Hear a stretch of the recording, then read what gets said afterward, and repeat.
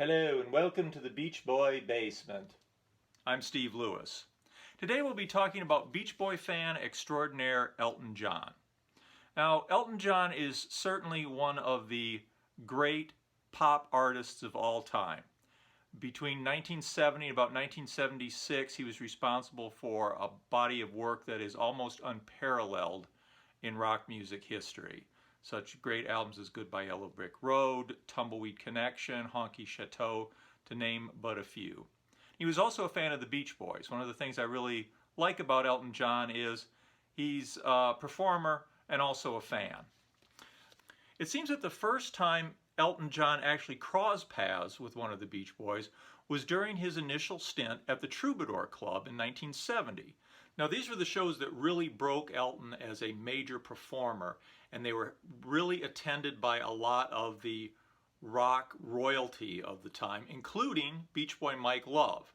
Now, I couldn't find any evidence that Mike Love and Elton John actually met during these performances, but Elton John was aware that Mike Love was one of the people in the crowd, and of course he was intimidated by that at the time. Later on in 1970, he was back in LA, sort of hanging out with the rock royalty, of which he was rapidly becoming a member. He was with Danny Hutton of Three Dog Night. Danny Hutton invited him to visit Brian Wilson at home. And Elton John discusses that in his 2019 memoir, Me, Elton John.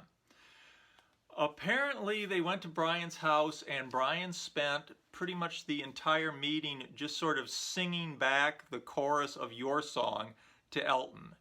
It was apparently a very strange encounter, kind of memorable enough to make the book. And I guess a lot of Brian Wilson encounters are strange and memorable. But at least he apparently was a fan. In 1972, Elton John appeared on stage with the Beach Boys at the Crystal Palace in London. June 3rd, 1972, the Beach Boys played a show there. This is the Blondie Rickey lineup of the Beach Boys. So really, really nice band. Elton John sat in on Help Me Rhonda and played keyboard. Now that performance, along with some others, was later broadcast in the US on television as Good Vibrations from London. You can find the performance on YouTube. Unfortunately, the sound quality is not very good. I don't think that has anything to do with the particular video. I think the original broadcast sound quality was not good. In those days, it was very, very difficult to capture a live concert performance for a TV show. Almost invariably, the sound quality was not good. So I imagine the original broadcast was just not good. The first time any of the Beach Boys participated in a recording with Elton John was for his 1974 album, Caribou, which was recorded at the Caribou Studios in Colorado, where the Beach Boys had been doing some recording themselves. They'd been trying to put together an album around that time at Caribou that never came to anything, never saw completion. Elton John enlisted Bruce Johnston to record backing vocals for the song that became the first single from this album, Don't Let the Sun Go Down on Me. Now, Bruce originally tried to do the recording with an all-star lineup, including himself, Brian Wilson, Danny Hutton from Three Dog Night again, Jerry Beckley from America, Dusty Springfield, and Cat Stevens. Now, according to Bruce, everybody was intimidated by everybody else. All these heavy hitter vocalists together were too intimidated by each other to perform. So he later tried again with just himself, Carl Wilson, Tony Tennille, and Billy Hinsche, who was a longtime Beach Boy acolyte, a friend of theirs, backing musician, and also Carl Wilson's brother-in-law. The credits say that the vocals are arranged by Bruce Johnston with assistance by the Captain. Now, the Captain and Tennille were about a year away from their big breakthrough hit, Love Will Keep Us Together. So at the time, Tony Tennille and the Captain would have been some obscure references in the credits that nobody would have paid much attention to. Another time the Beach Boys are mentioned in Elton John's memoir is their appearance in an all-star concert that was held at Wembley in June of 1975. Elton John was using that concert as an opportunity to debut the songs from his brand new release at the time, Captain Fantastic and the Brown Dirt Cowboy. This was a long-awaited album. It had been over a year since Elton's last album, which was a long time for him in those days. At this point, he'd been cranking out 2-3 albums a year. So this was long-awaited, and it was his intention, he announced, to play the album in its entirety. Well, he talks about the fact that the Beach Boys got up there directly ahead of him, played their usual show. They were, right near the height of their powers as a live band, and, of course, played California Girls and, Help Me Rhonda and Good Vibrations, and just hit after hit after hit. And then Elton got up and debuted his album, which is a great album, but it's a lot of introspective, mid-tempo songs.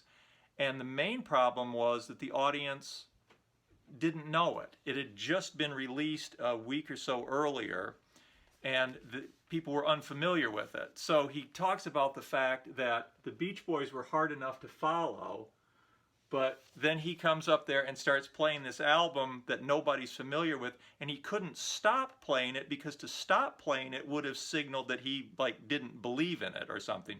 So he muddled through, but apparently that was a bad decision that he was stuck with, couldn't get out of. Now, in 1975, there's also mention of a song in this book. This is an excellent, excellent Beach Boys reference book that we'll talk more about later, from 1982, Surf's Up. Great Beach Boy reference. And they talk about unreleased tracks. And let me read you what they say about this one particular song. It says, 1975 unreleased song. The Beach Boys reportedly sang backing vocals on an unreleased 1975 Elton John single, Bo Diddley's Cadillac. And the way they have it written here is Bo Diddley's Cadillac, all in italics. And for years this has caused confusion because people have thought that Elton John had written and recorded a song called Bo Diddley's Cadillac. What it actually is the italics are wrong. It should say Bo Diddley's Cadillac. Cadillac should be in italics. It's the Bo Diddley song, Cadillac. Now, it's still never been released, never been heard by anybody that I know of, but it'd be very interesting to hear. But it's caused confusion for a lot of years that there's this unreleased song called Bo Diddley's Cadillac rather than Bo Diddley's song, Cadillac, recorded by Elton John with the Beach Boys. Also in 1975, I've heard or read that Elton John wrote a song for the Beach Boys. He apparently agonized over it. Would it be good enough? He had written a song for Rod Stewart just prior to that. He'd written Snookeroo from Ringo Starr's Goodnight Vienna album. So he was writing, he was dabbling in writing songs for other people. And apparently, don't know what the title of the song was, don't know if he ever finished it, if he recorded it himself. The Beach Boys certainly never recorded it. But he might not have agonized so much had he realized that within a couple of 3 years, the Beach Boys would be recording songs like Ding Dang and Shortening Bread. He might have given himself a break on quality control for the Beach Boys had he known that that was the way they were headed. Of course, Elton John himself, by 1979, was churning out things like this album, Victim of Love, which is one of the most dire albums you'll ever hear. It's just a disco beat with basically the title of each song sort of sung over and over and over again to this non-stop, non-varying disco beat. So Elton John went through a rough patch there at the end of the 70s himself, sadly. Let's back up a little bit before we get there. In 1976, Elton John worked on this album, Blue Moves, which is a very underrated album. It was not commercial at the time. A lot of people considered it sort of the beginning of the end of his superstar period, which it may have been. It certainly was not the most commercial album, but it is a great album and certainly deserves a listen if you are at all interested. It certainly deserves a better reputation than it has. Now I'm told that two of the songs here, Chameleon and Someone's Final Song, were originally intended to have backing vocals by the Beach Boys. That didn't happen. Apparently Elton John was upset about that they were unreliable, they didn't come through for him. Bruce Johnston did arrange the vocals and perform them himself with Tony Tennille and Kurt Beecher and some other people. He also performed on a song called Between 17 and 20 and a song called Crazy Water. But it was a real missed opportunity for the Beach Boys to perform. It would have been great. Those two songs, their backing vocals would have really been amazing to hear on Chameleon and Someone's Final Song. Really a missed opportunity. Now, speaking of missed opportunities, the Beach Boys and Elton John didn't seem to cross paths at all in the 80s. And they were both, fighting their various demons. Both acts had a lot of trouble. Both acts didn't have a very good decade despite some chart success on both sides. They were certainly not at any sort of creative peak. In 1991, the Beach Boys participated in this album, 2 Rooms, celebrating the songs of Elton John and Bernie Taupin.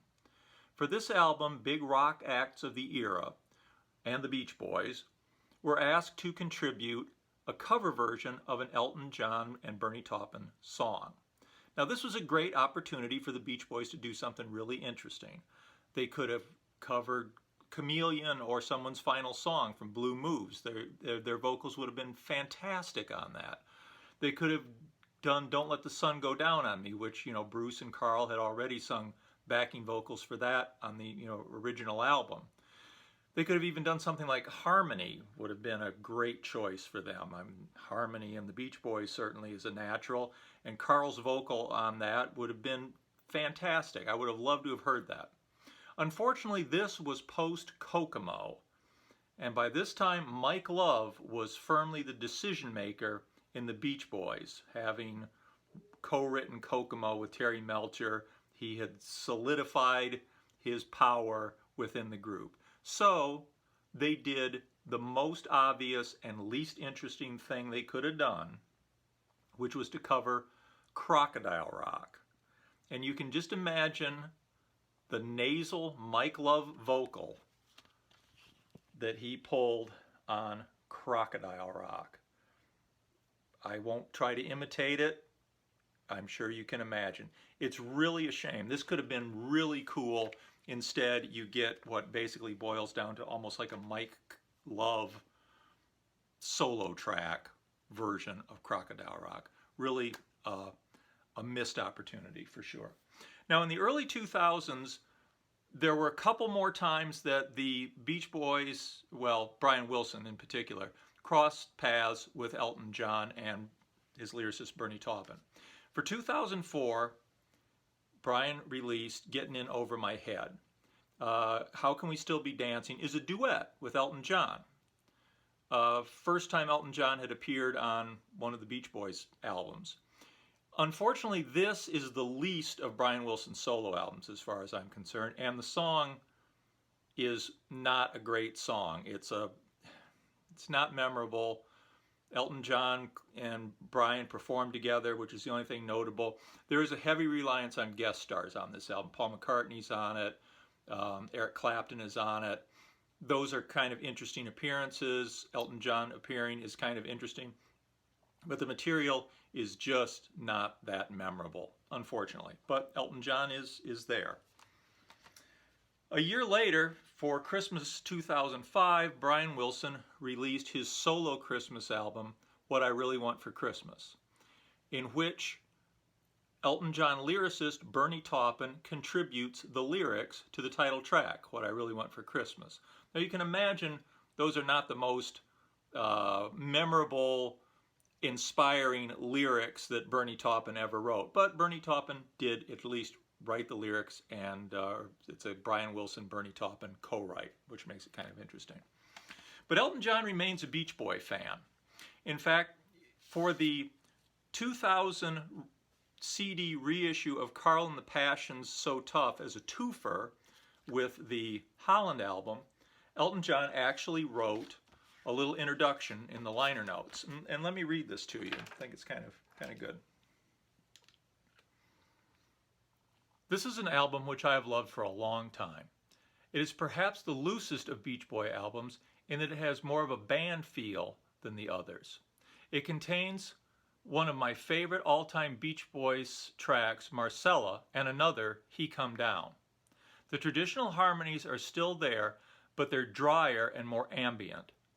Carl Wilson's hand is much in evidence, as are his vocals, and the addition of Ricky Vitar, who is a superb drummer, enhances the live feel that pervades the songs. I am a huge fan of the Beach Boys. They have been and still are a major influence on my writing. This album is a step away from Pet Sounds, but still has moments of breathtaking genius and experimentation.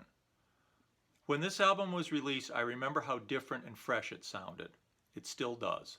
Elton John, 2000. Well, I certainly agree with Elton John's analysis of Carl and the Passion So Tough. Great album. And he remains a fan. So there you have it. Those are the moments when Elton John and the Beach Boys crossed paths. Love to hear if there's things that I missed out. Love to know what that song that he wrote for him in 1975 was. If anybody has any more information, that would be very interesting to me. Please like and comment.